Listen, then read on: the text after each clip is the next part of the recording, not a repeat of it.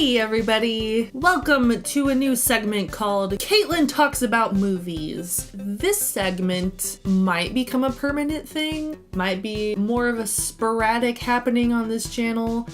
Basically, I watched a movie a few days ago that I really just need to talk about, and if that happens again, there will be another review. But, you may be wondering, hey, it's Tuesday, why aren't you playing a cover song?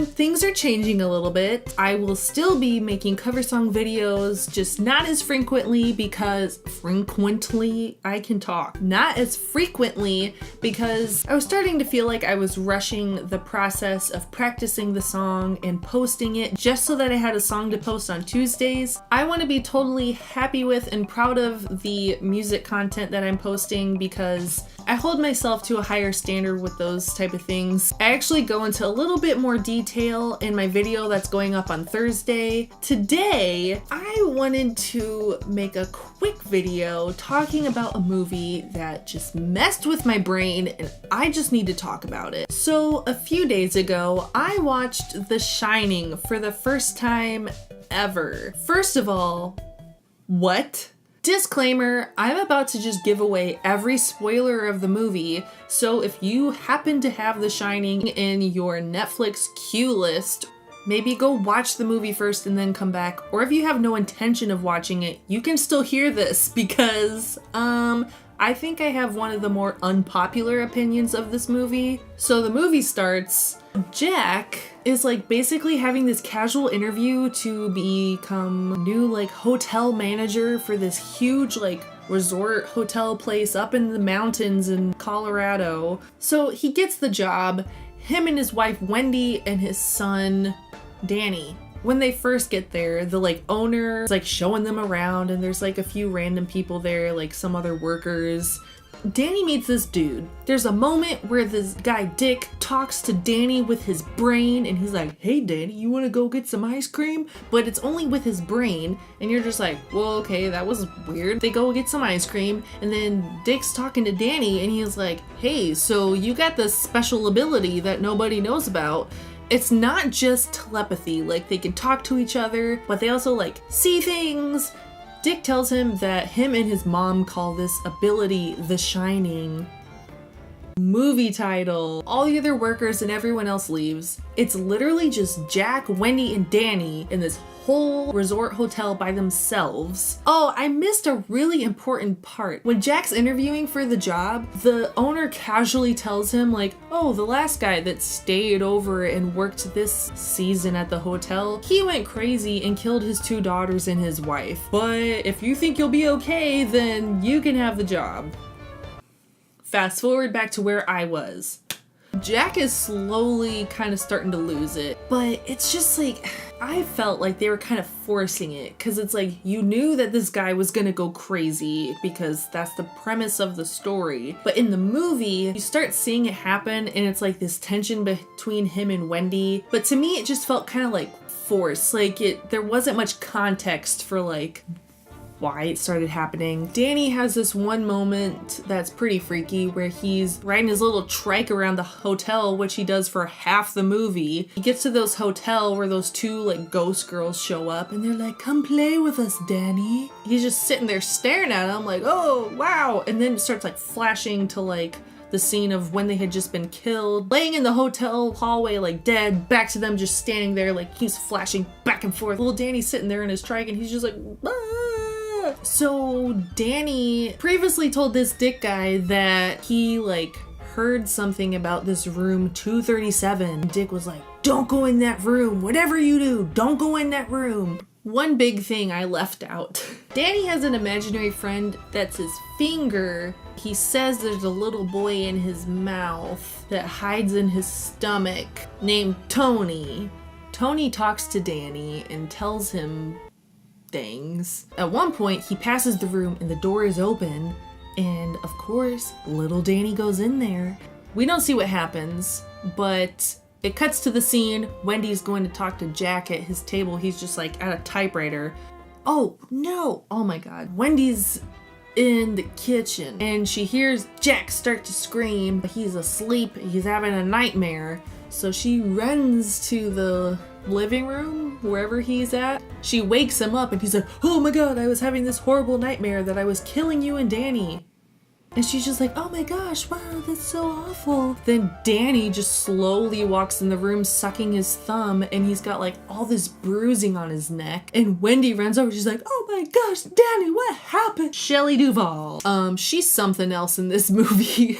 So she goes up to Danny and Danny's just out of it. He got choked by somebody and she's like, who did this to you? What happened? And then she looks at Jack and he's like all out of it and like So then Jack goes to this room 237. Apparently Danny tells Wendy that this crazy old woman was in there and she choked him, and Jack's like, there's no one else in this hotel. So he goes to this room to like check it out and he walks into the bathroom and there's someone sitting in the bathtub. This young woman pulls the curtain down, totally naked, just comes out of the bathtub's like looking at Jack like, oh hi. And I'm just like, okay, well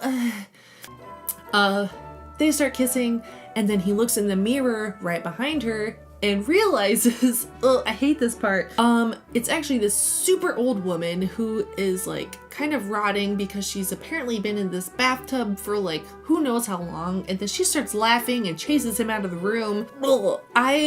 That was the one scene of the movie that I had to like, I covered like one of my eyes with the blanket because that helps.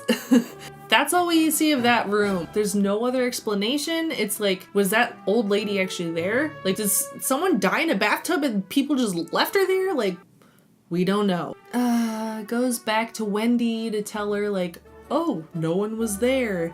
They're talking and they start fighting again because Jack's going crazy and he's just angry all the time.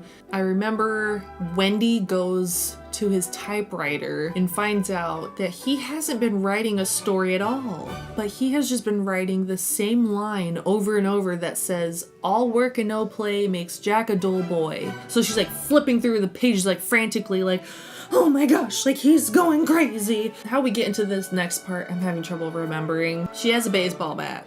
So he starts coming at her and she is like trying to ward him off with this baseball bat with the most pathetic swings ever. Eventually he gets close enough that she like hits him and knocks him out and he goes tumbling down the stairs. And then the next scene you see, she dragged him into like the pantry and the kitchen because it was like locked. So she's like, I can keep him trapped in here. Tony takes over Danny's body. Wendy's trying to talk to Danny and Tony's like, Danny isn't here anymore. All that to say, in this scene, Wendy is actually asleep because she has Jack locked in the pantry and she thinks they're safe. Danny, who is now Tony, wakes up. He's walking around the room saying that classic line, rad ram, just over and over. So Danny / Tony goes and grabs the knife for some reason. She had a knife by her bed because she was scared. So he went by her bedside table and picked up the knife for whatever reason, goes to the vanity, gets her lipstick, walks back by the bed, and writes red rum on the door. And one thing I notice is he writes the first R the right way, and then when he gets to the second R, he writes it backwards. Danny, you just wrote R the right way. Like, you did this on purpose. You already know how to write the R. What are you doing? Wendy wakes up because Danny just starts yelling red rum at her, and she hugs Danny and she looks in the mirror and it says, murder. Jack has gotten out of the pantry or something. He got an axe from somewhere. They go hide in the bathroom. She's trying to like open the window. She gets Danny out, and that's when the classic scene happens where Jack knocks a big panel out of the door with his axe and he comes in and he's like, here's Johnny. Oh, the truck. Dick came back with a snowmobile truck. Jack hears that and he's just like, what the heck? So he leaves. Dick comes in looking around trying to find Wendy and them. Jack kills him. Jack's running around with the axe like, Danny, where's Danny? And he's got this weird limp. Danny makes his way outside. There's this big hedge maze, so Danny runs in the maze. Jack runs in after him. Meanwhile, Wendy is running around the hotel looking for Danny. And at this point, I lost all respect for Wendy. Then she has her knife and she's running around the hotel like, Danny, where's Danny? And while she's running around, these guys dressed in like tuxedos from like back in the day just keep popping up with like blood and stuff. He passes his room and there's a guy in this weird furry costume with a pig mask. I was just like, what is happening? Jack freezes in the maze. Wendy comes out, finds Danny. They drive away in that snowmobile. It ends by zooming in on this picture of like this big party that happened like in the 1920s or something. The old hotel owner is in the front of the crowd like holding up his glass, and it's Jack. Like his face is, it's Jack. And you're just like, what does this mean? Taylor and I were thoroughly just baffled and confused at the end of that movie. So Taylor did what he usually does and looks up on YouTube explanations for the end of the movie. And what we found out is the book is quite a bit different than the movie. Apparently Stephen King wasn't too happy with how they made the movie. Jack's character is supposed to go crazy because of like the hauntings that are happening in the hotel. The house didn't really start coming like alive until the very end of the movie when Wendy's running around and all of a sudden all these like figures are popping up. So like obviously you have the twin girls and that creepy old lady, but other than that, like you don't get that much sense that like there's all this crazy stuff happening in this house. It's just like you're watching Jack like slowly become crazy, but it's like they're just giving the excuse for like cabin fever. The whole point of the story, from what I understand, is that this hotel was supposed to be like very haunted by what had happened there before with the previous owner like killing his family and everything, and that's what drove Jack mad, and like he kind of got possessed by like this haunting. So I can't speak a ton what it should have been or whatever. I know that this is like a cult classic and a lot of people love this movie, but for someone who didn't totally know the whole story, that movie was very confusing. Yeah, I was a little disappointed by it, okay? I'm sorry. And I know there's a lot of people that love this movie. I mean, towards the end, it was getting kind of disturbing and just, but mostly because it was just so like weird. It wasn't horrible, but I don't know if I'd watch it again.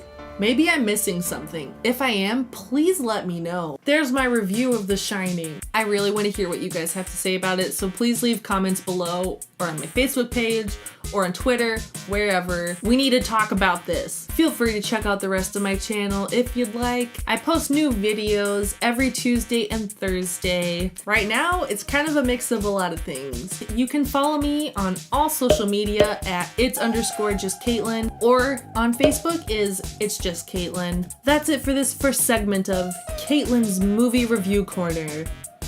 Alright, I'll see you guys in the next one. Bye!